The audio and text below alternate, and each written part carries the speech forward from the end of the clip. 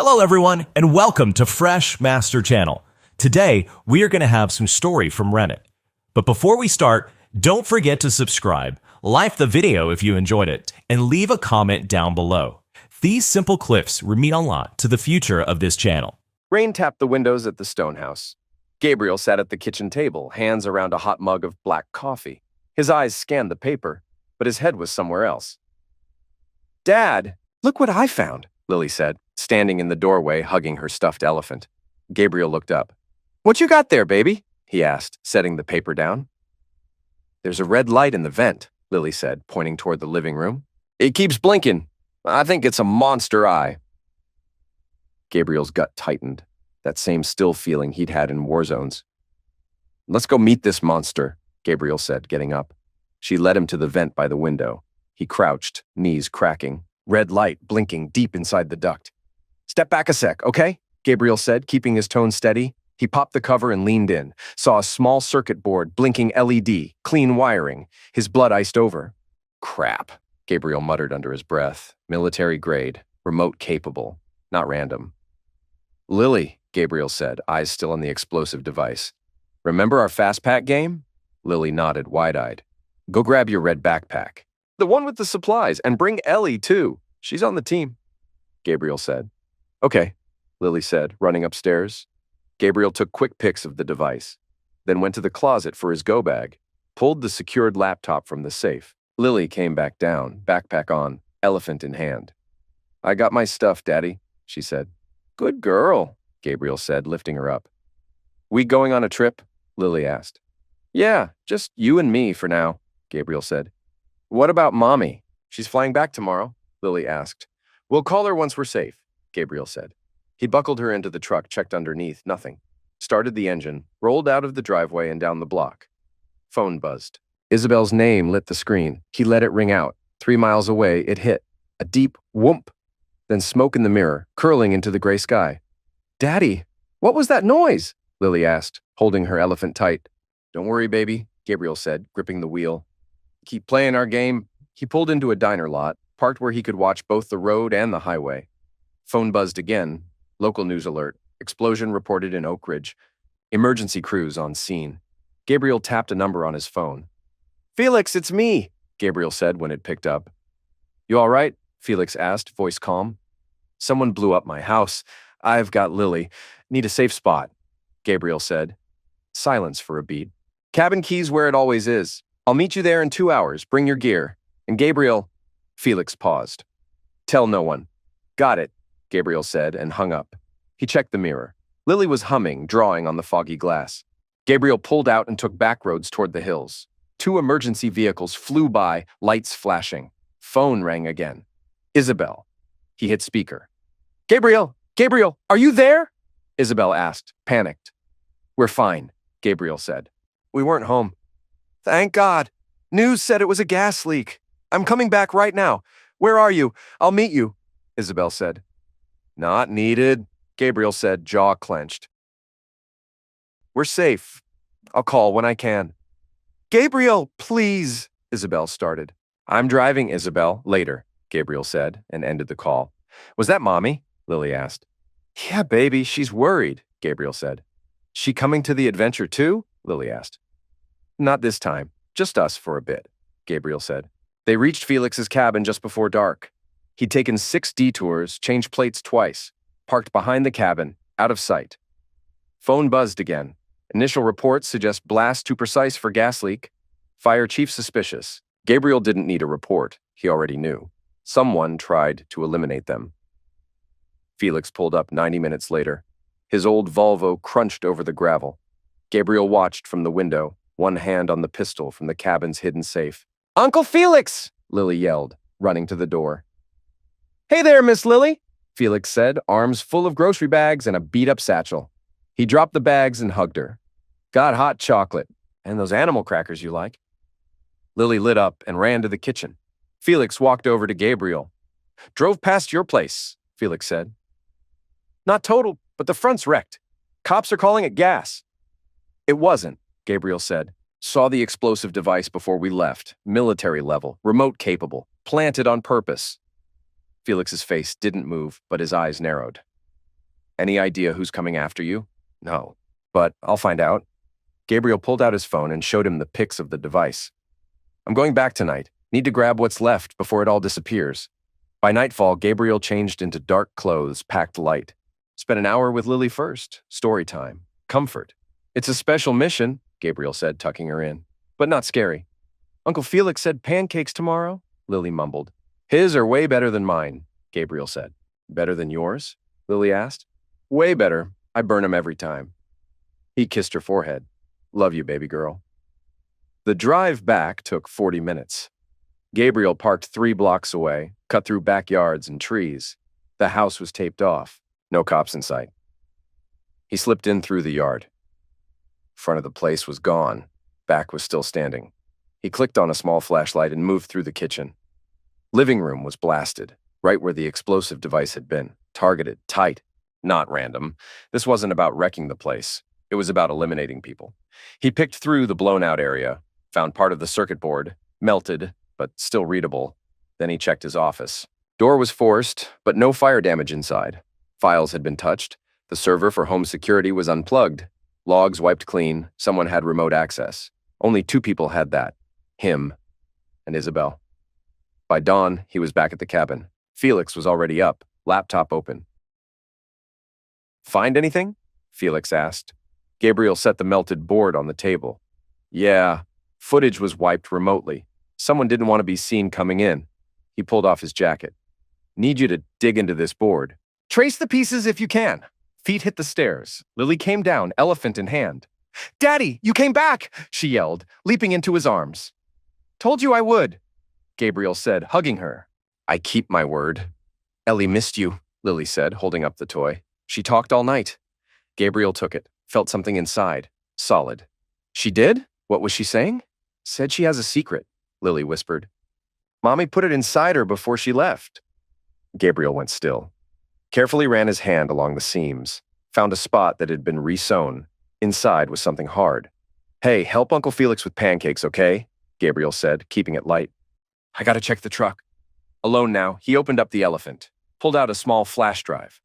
Isabel had hidden something, for Lily or for him to find. He hooked it up to a secure laptop, scanned it first. No viruses, 1 folder. Labeled insurance.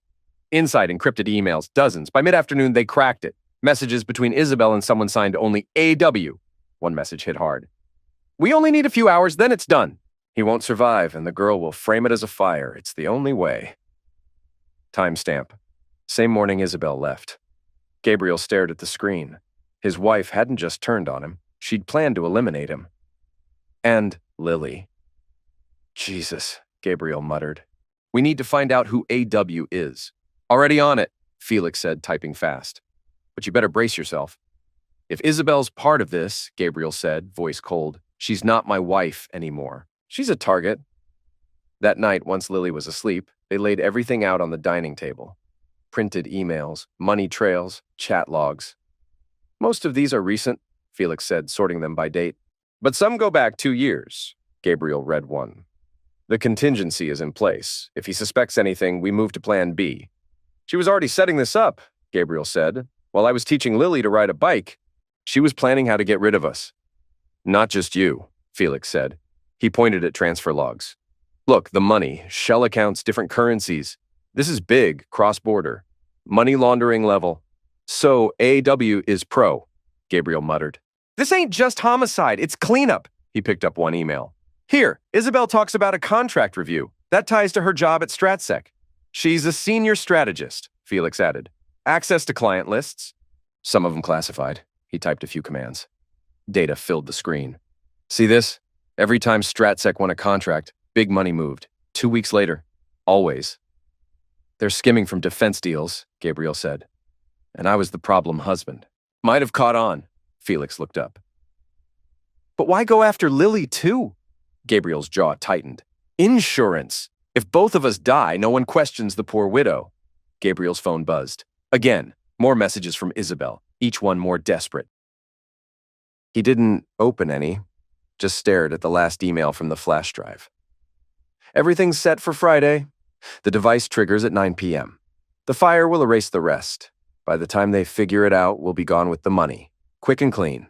No loose ends. No loose ends, Gabriel said under his breath, like Lily was just some problem to wipe away.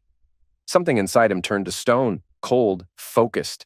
Isabel planned this smart, so would he, but he'd finished the job. By morning, he'd packed the truck. 3 days since the blast. Time to move. Where we going, Daddy? Lily asked, hugging her backpack. To see Aunt Vera, Gabriel said, helping her into her seat. She's got a safe place. What about school, Miss?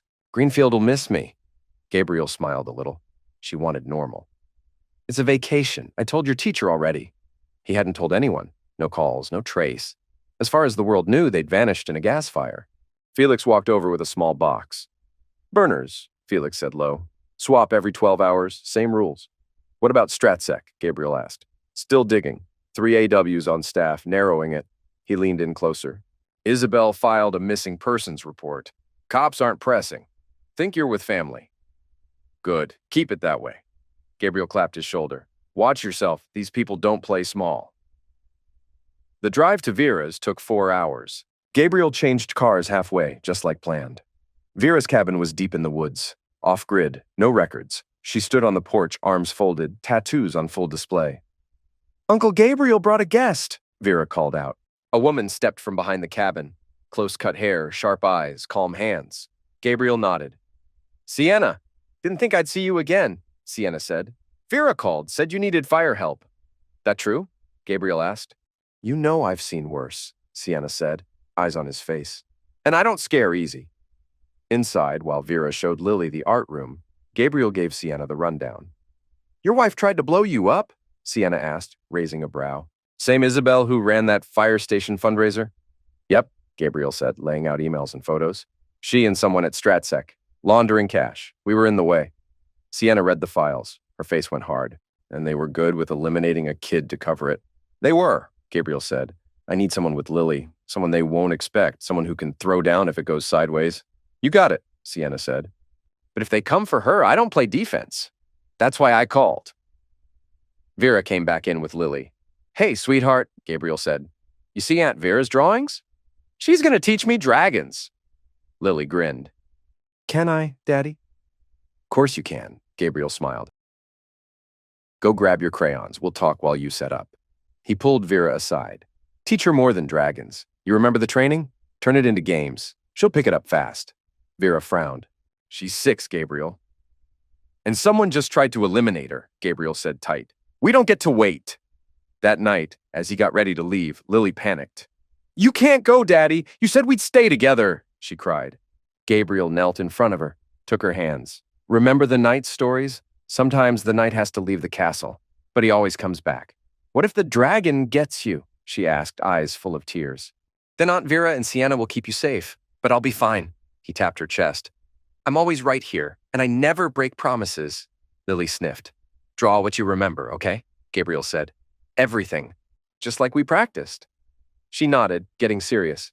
Like the black box Mommy gave the man? She said. Gabriel froze. What man? He asked gently. He came when you were at your class. Mommy gave him a black box. She said, this ends now. She looked sad after. Didn't know I was watching. When was this? Gabriel asked, pulse jumping. Day before her trip. The night we had pizza. 2 days before the blast. He looked at Sienna, saw the same alarm in her eyes. Can you draw him? What did he look like? Gabriel asked.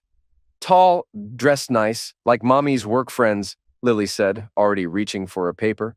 Gabriel pulled Vera aside again.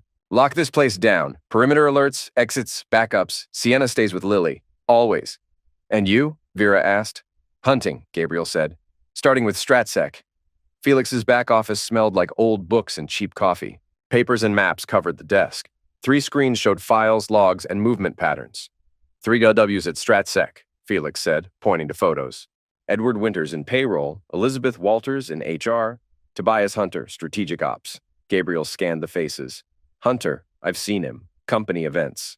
Yeah, I figured, Felix said, pulling up Hunter's file. Ex-military contractor.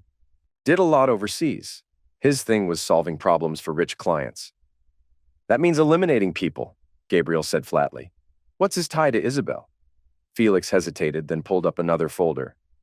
They're close. Real close. He flipped through photos. These were taken last month. Seattle hotel, not business.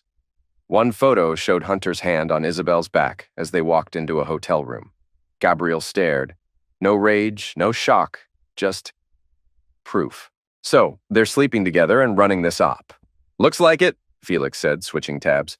They've been moving money, about 12 mil, through fake companies, all tied to StratSec contracts. She writes the strategy, Gabriel said. He carries it out.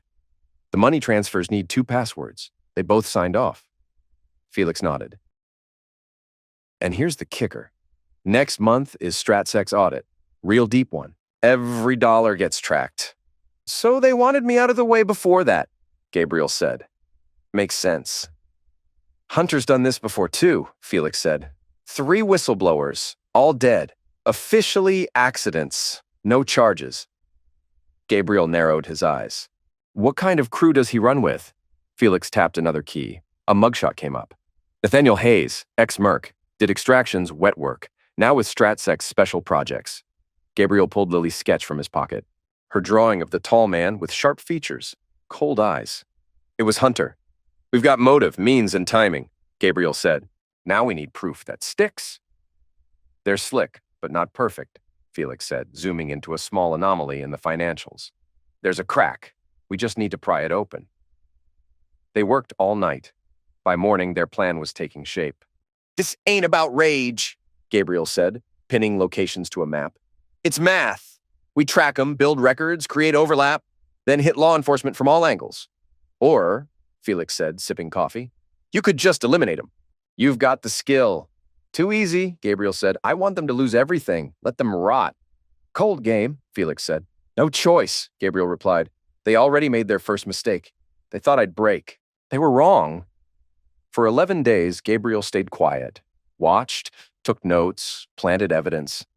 While they thought he was grieving, he was setting traps. That soft husband they thought they knew, he never existed. Now it was just the soldier. Cold, focused. The warehouse sat empty in the gray morning light. Quiet, still. Gabriel moved through the shadows, stepped silent. 5th sight in 10 days. All tied to one of Hunter's dummy firms. Tonight it paid off. A black SUV pulled up. 2 men stepped out. One was Hayes. They carried metal cases into the building. Gabriel took photos. Each move, each face. His phone buzzed. A message from Felix. Transfers complete. $2.3 million to Hunter. Cayman account ending 45692.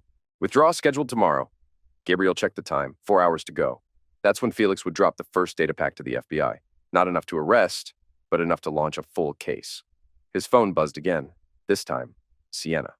Lily's asking for you, Sienna said, skipping hello. Bad dream. Explosion again. She needs her dad. For a second, Gabriel's guard cracked. Put her on, he said. Daddy? Lily's voice was shaky. When you coming back? I keep dreaming it's happening again. Soon, baby. I'm just making sure it's safe. Gabriel stepped away from the warehouse. Mommy called, she whispered. Aunt Vera's phone. She was crying. Gabriel stiffened. When? Yesterday. Aunt Vera didn't know I heard.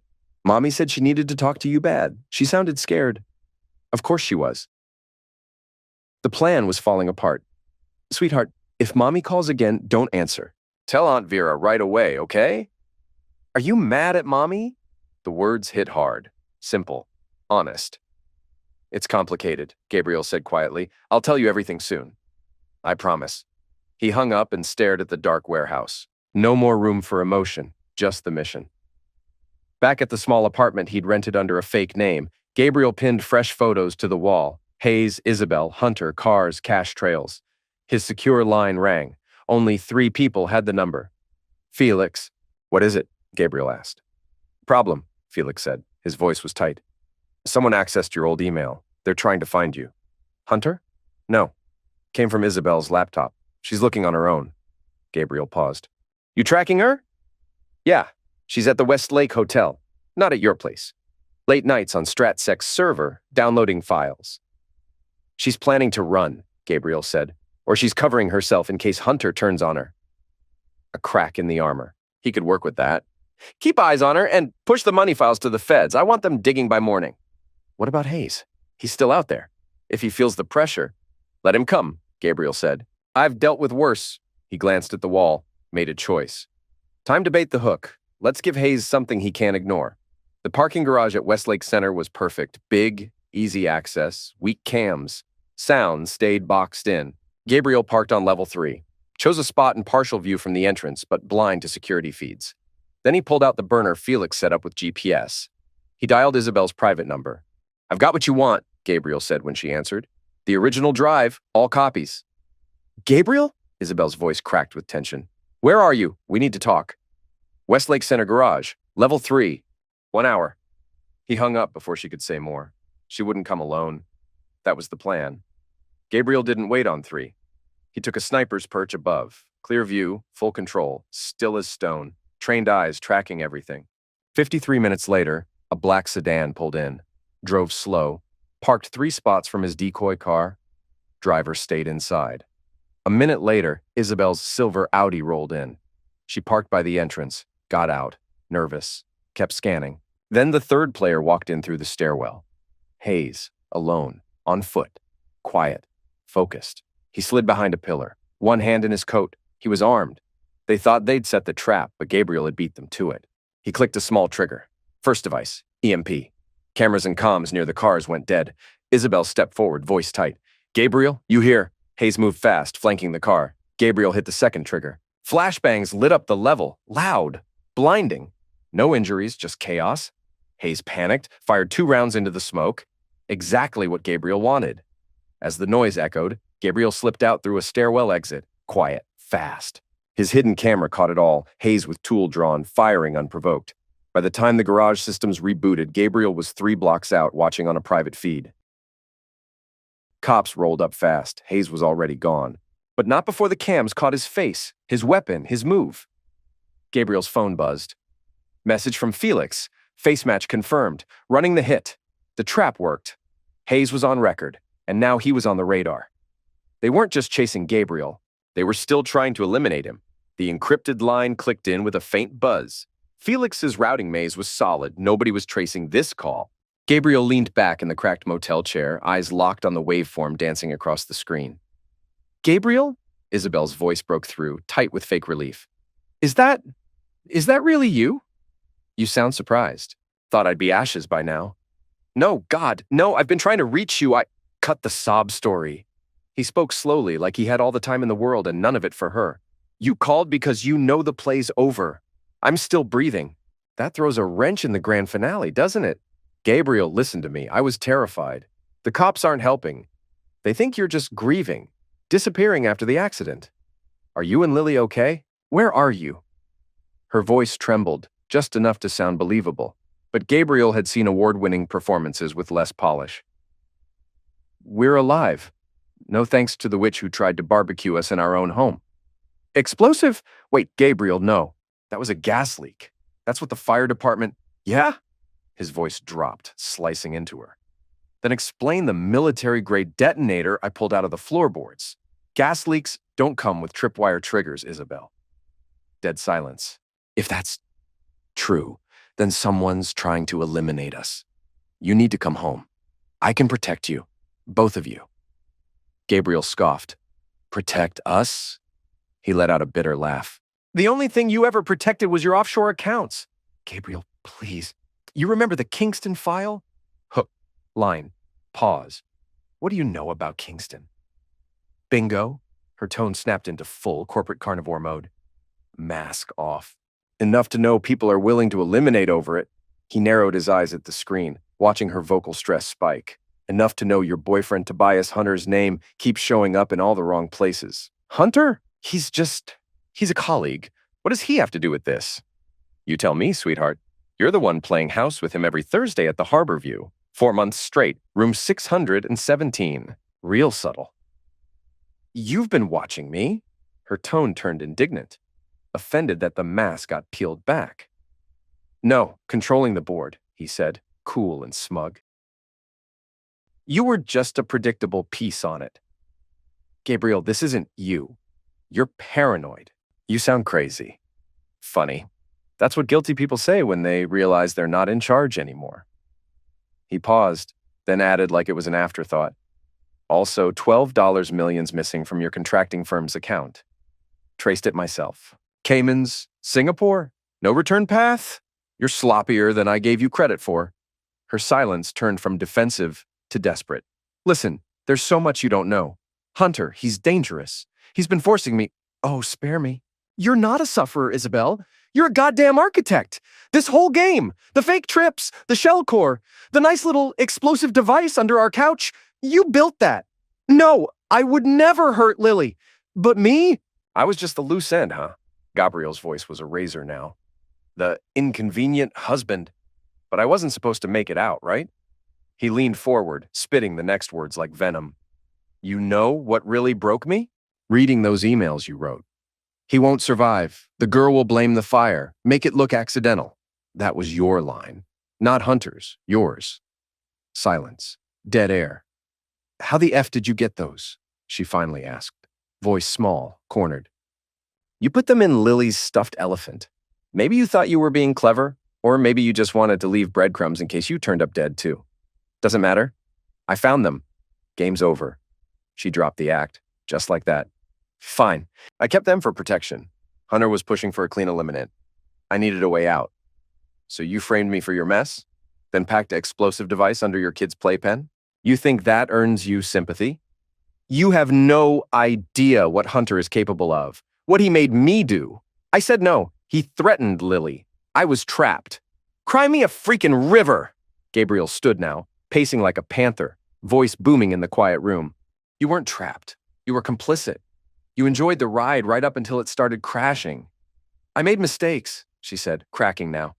It was supposed to be clean, easy, nobody hurt, just a new start. You wanted freedom, money, power. You wanted it all without the baggage of a family slowing you down. That's not true, isn't it? He stepped closer to the mic, voice low and ice cold.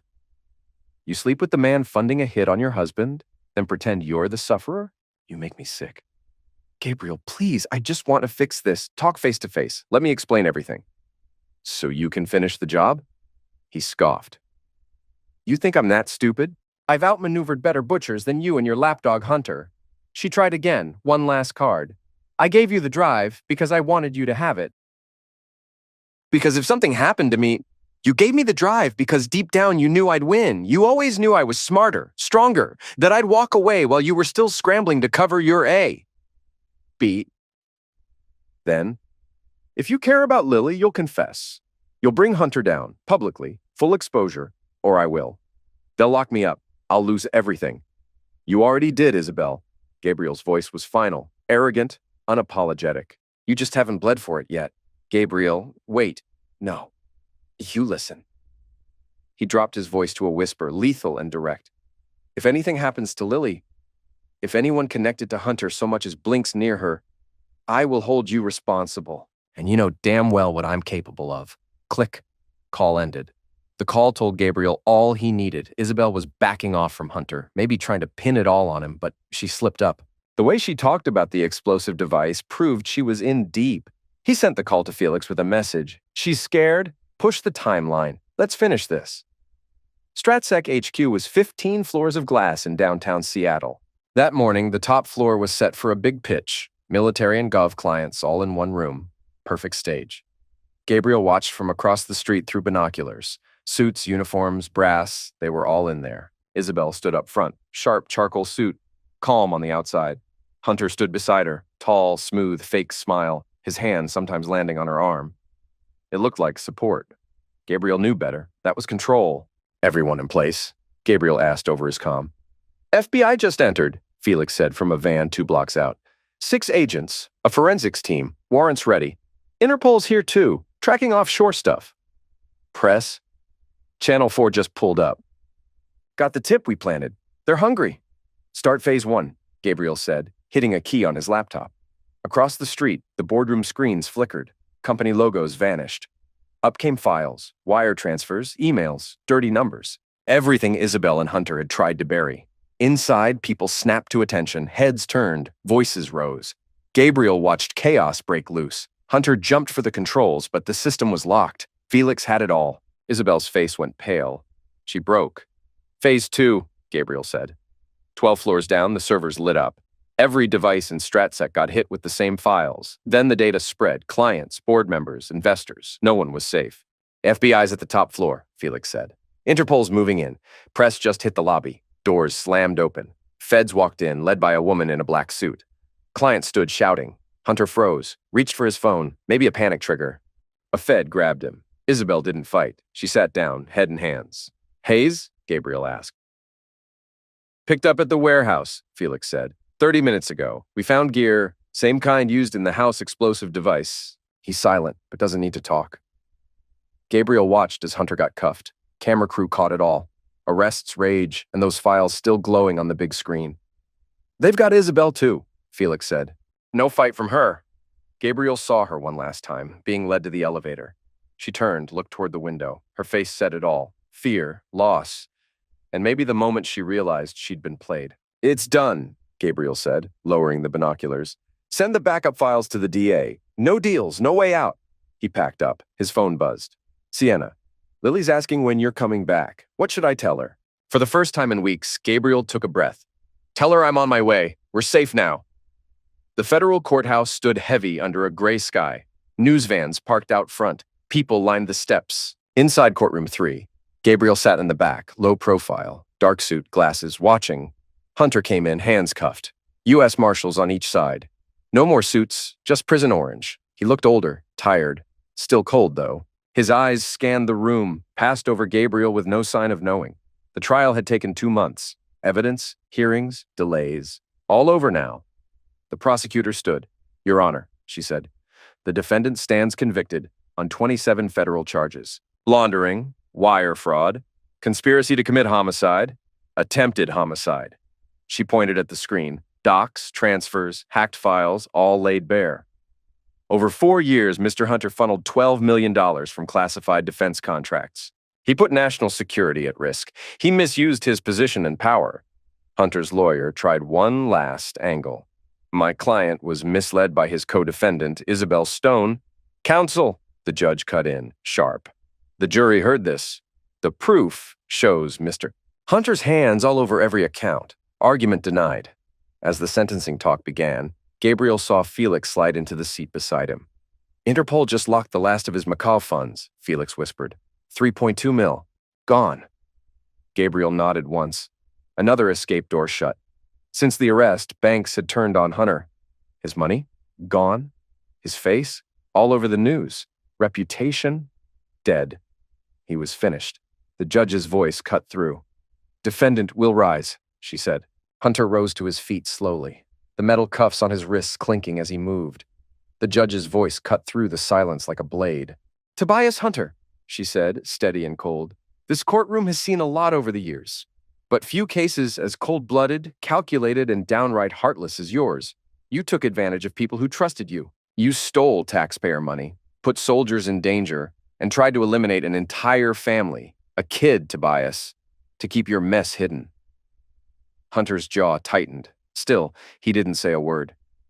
This court sentences you to 150 years in federal prison. You'll serve it at ADX Florence in Colorado. No parole. Ever. A wave of whispers swept across the courtroom. ADX Florence. The infamous Alcatraz of the Rockies.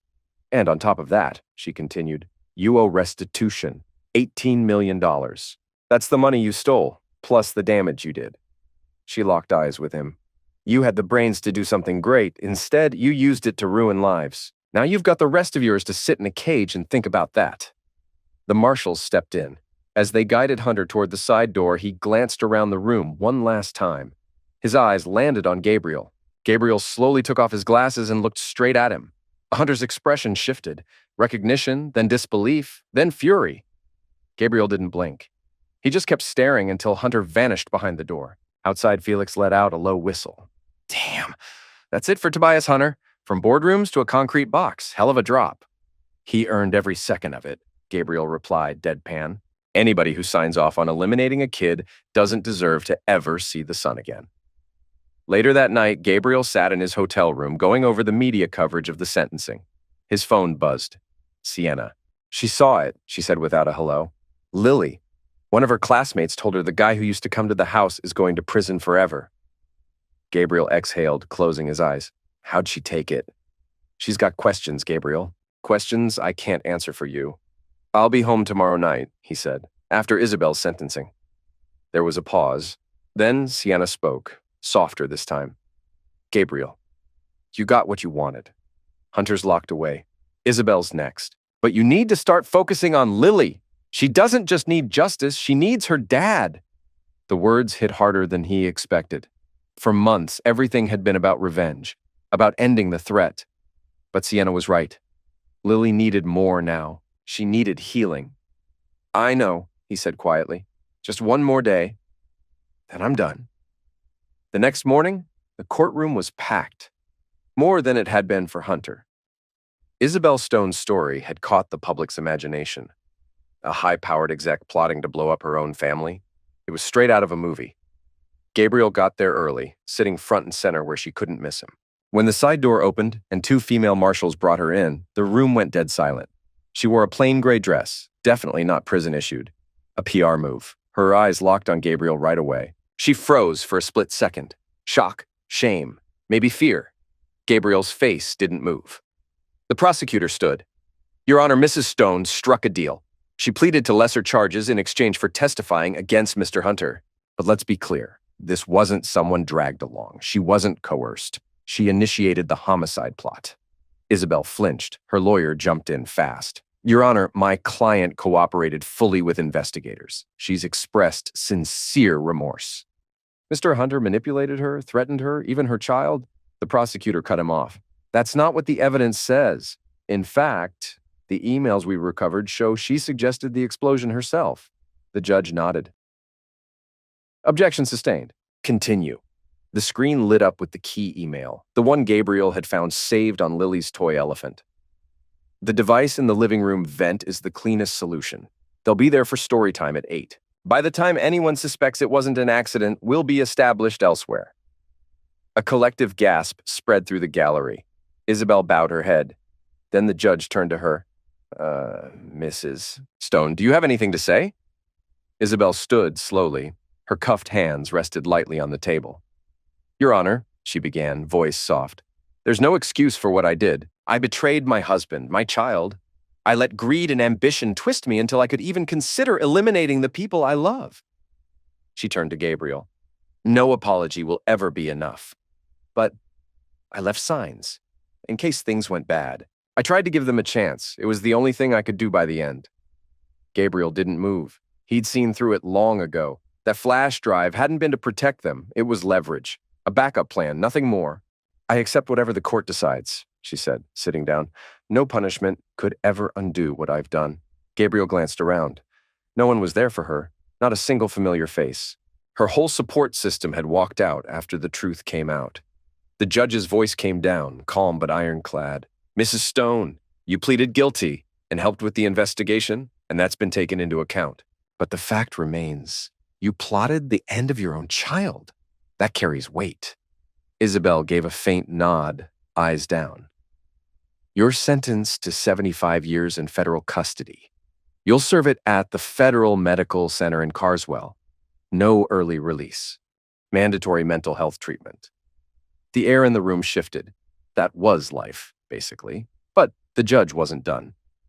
You are also stripped of all parental rights. Full permanent custody is granted to Mr. Gabriel Stone. That broke her. Her composure cracked. She made a choking sound and covered her mouth with shaking hands. Mrs. Stone, the judge said softly, you haven't just lost your freedom. You've lost the right to be a mother. As the marshals moved in to take her away, Isabel turned back, eyes locking with Gabriel's across the packed courtroom. Tears streamed down her face. Gabriel didn't flinch. His expression was stone cold. Outside, chaos. A wall of reporters surrounded him, mics and cameras shoved in his face. Mr. Stone, can you ever forgive her? How's your daughter holding up? Do you think justice was served? Gabriel didn't give them a word, just kept walking, Felix shouldering people out of their path. They didn't speak until they hit the dim quiet of the parking garage. It's over, Gabriel said flatly. Yeah, Felix nodded. Hunter's buried in ADX. Isabel's got 75 years, and Hayes is finally facing his own demons. We're done. Gabriel let out a breath, softer this time. Now comes the real work, picking up the pieces, helping Lily make sense of all this, trying to be a dad again. He pulled out of the lot in silence, feeling something he hadn't in a long time: release. The past year had been survival mode, track threats, seek justice, stay alive. That part of the mission was done. Next came something scarier: living again. Spring rolled in gently at the mountain property he'd bought months back. About 30 miles from the nearest town, nestled in pine and rock, it was remote enough to feel safe, yet open enough for Lily to breathe again. Trees, mountains, and clean air, everything she needed to heal. It had been 4 months since Isabel's sentencing, 4 months of trying to create something like normal. New routines, new rhythms, new roles. Some days were good, others less so. Gabriel stood on the porch one morning, sipping coffee, watching Lily down in the yard with Vera. His sister had moved into the guest house on the property and converted an old barn into a tattoo studio. She had clients traveling hours just to get ink from her now.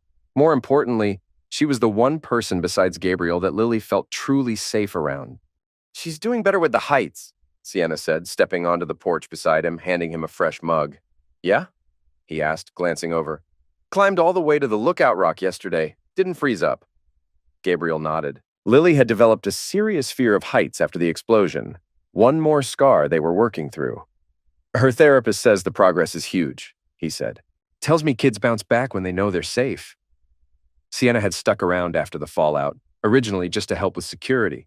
But somewhere along the way, she'd become something more.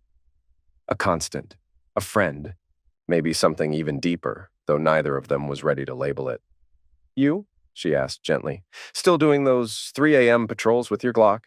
His jaw tightened slightly. She'd caught him a couple times early on, walking the perimeter in the dark, checking motion sensors and infrared feeds that never triggered. "Haven't done that in a few weeks," he admitted. "New meds helped take the edge off." PTSD hadn't been a shock. He'd been military after all.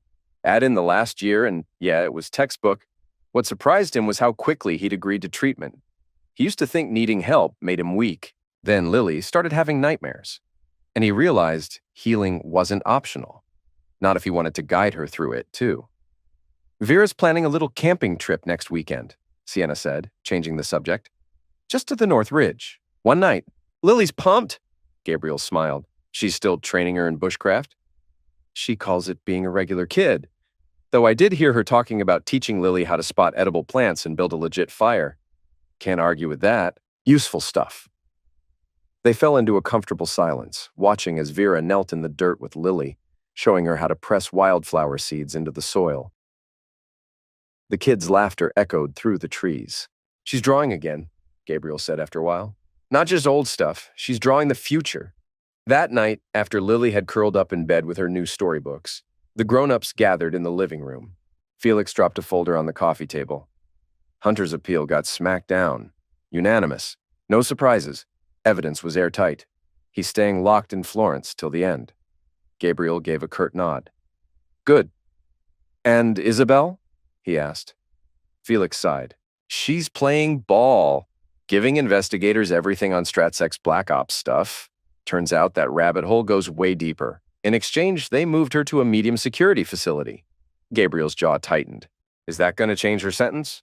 "No. Deal was locked in. She helps all she wants. She's still got 75 to serve. She's not walking out. Ever." 8 months after the dust settled, life finally started to feel livable. Gabriel launched a small security consultancy from home, enough to keep his skills sharp and income steady while staying close to Lily. Vera's studio picked up steam and now had a wait list. Sienna had joined the local fire department and was slowly moving her stuff from town up to the cabin. No one said anything, but it was obvious she wasn't going anywhere. One day, during one of Felix's usual drop-ins, he pulled a sealed envelope from his briefcase and set it down on Gabriel's desk. "This came through official channels, fully screened by prison mail staff. It's from Isabel." Gabriel stared at the envelope like it might bite. "What's in it?" "No clue," Felix replied. "They clear it for hazards, but they don't read it. Legal privilege and all that." After Felix left, Gabriel stayed at his desk, eyes on the envelope. Part of him wanted to toss it straight in the fire. She had forfeited the right to say anything the day she wired their house to explode. But another part of him, the one that used to plan military ops, analyze every angle, knew better.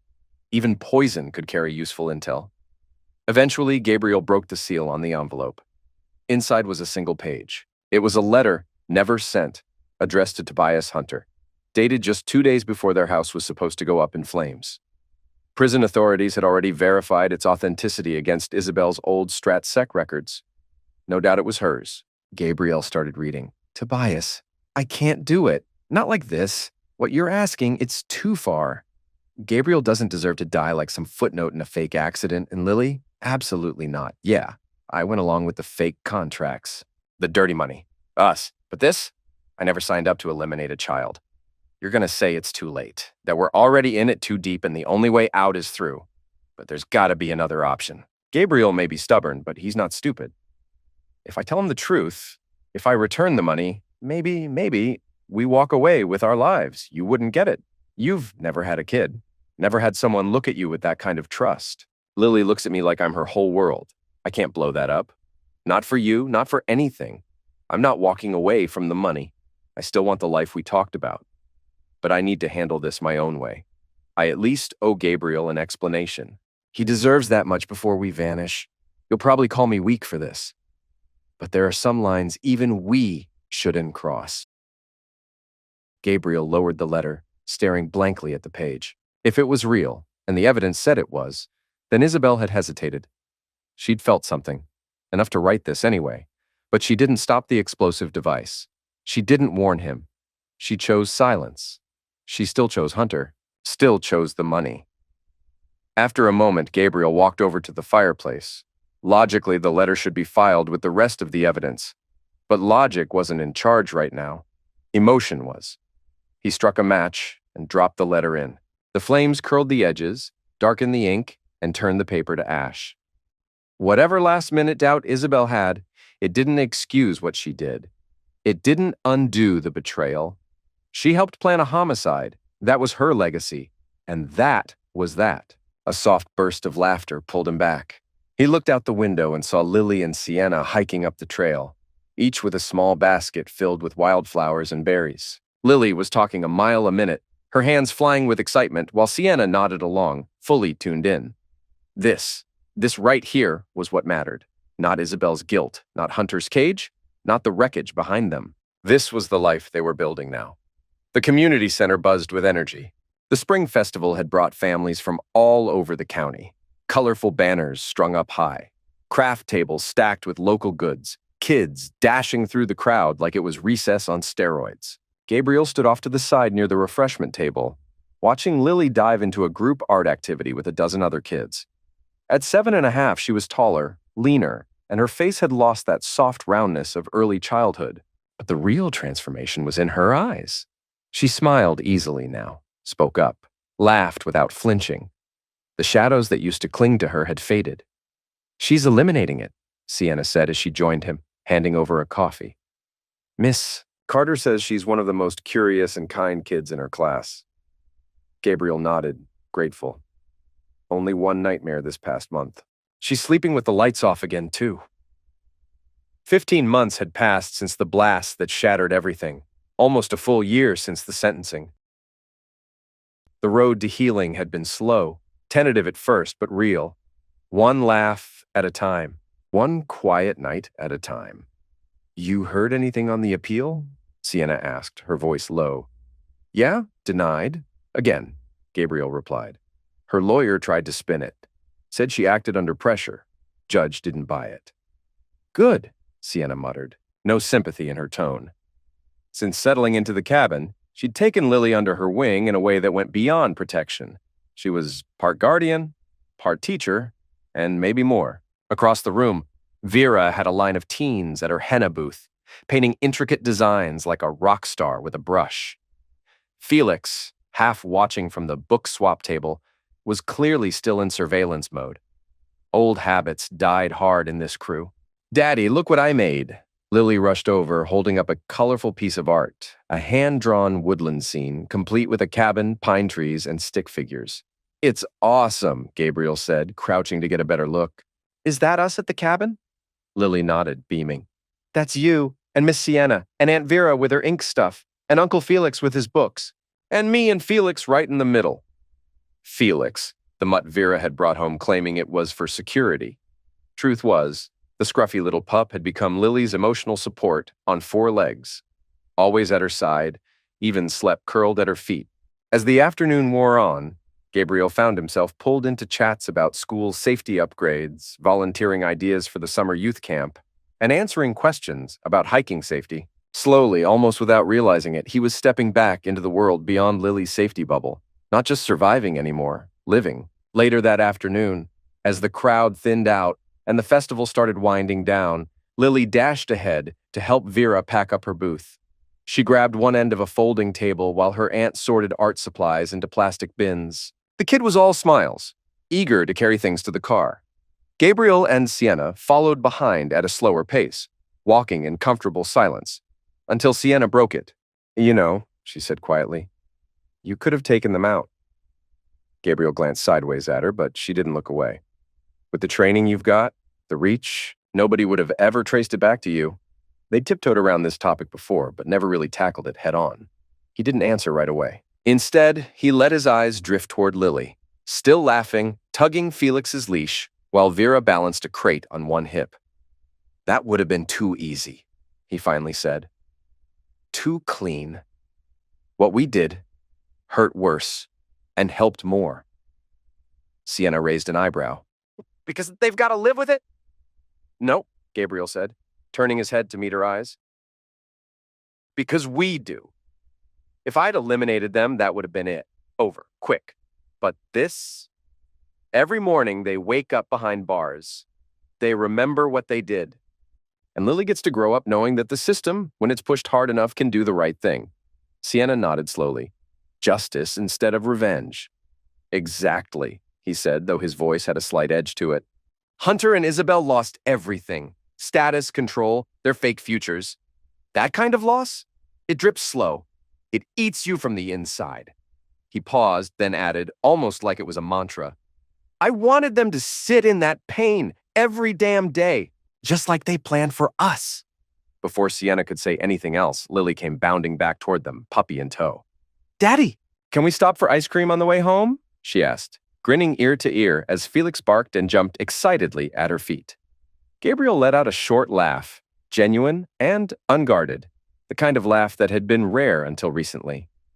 "Yeah," he said. "I think that sounds like a perfect plan." As they made their way to the car, Lily skipped ahead, dragging Felix behind her like a little whirlwind of joy. Vera called after her, reminding her not to slam the trunk. Sienna walked beside Gabriel, a quiet presence, steady and solid.